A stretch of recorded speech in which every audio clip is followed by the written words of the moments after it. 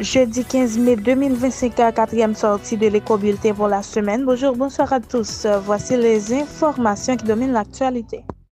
Dans une lettre en date du 14 mai 2024 et adressée au coordonnateur du groupe par des éminentes personnalités de la CARICOM, le parti politique Les Engagés pour le développement exprime sa profonde inquiétude quant au maintien du Conseil présidentiel de transition qu'il qualifie d'échec manifeste, plongeant le pays dans un chaos institutionnel sans précédent.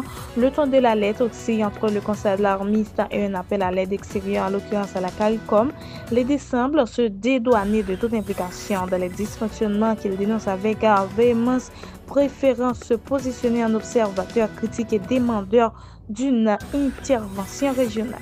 La direction départementale de la police du Sud a procédé le mardi 13 mai 2025 à l'installation du commissaire Emmanuel Rocher à la tête du commissariat de Port-Salut, une cérémonie classique marquée par les appels habituels à la collaboration et à l'engagement, mais qui pose encore une fois la question réelle impact de ces rotations sur les terrains sécuritaires nationaux.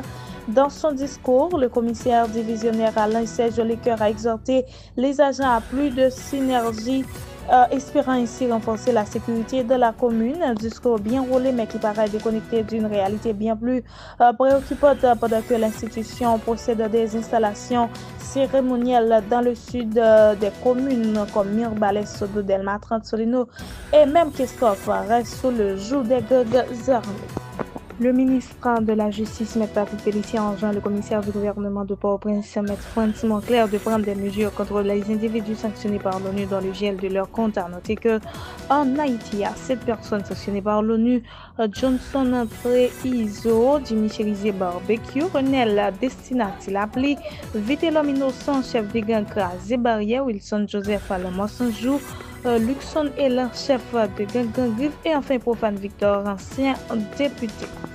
L'Association des professionnels du pétrole et de l'énergie met en garde contre une paralysie totale du secteur pétrolier dans une lettre datée du 12 mai 2025 adressée au Premier ministre Ali Didier Fils-Aimé. L'association dénonce la situation critique à laquelle elle est confrontée. Les chauffeurs sont directement menacés, les itinéraires bloqués et les cargaisons de carburant deviennent la cible de violences et de pillages. Les professionnels du secteur affirment que leur capacité opérationnelle est presque totalement épuisée, mettant en péril l'ensemble du réseau énergétique national.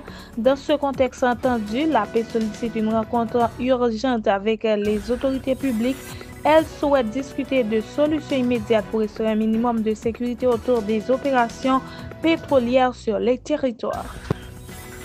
La faculté des sciences humaines a officiellement investi le 12 mai 2025 ce nouveau conseil de coordination composé des professeurs Josué Vaval, Jérôme Paul-Eddy Lacoste et Roosevelt Miller. Ce trio dirigera la faculté pour les 4 prochaines années. L'événement s'est tenu dans les locaux du rectorat, loin du bâtiment originel, désormais sous contrôle de groupes armés.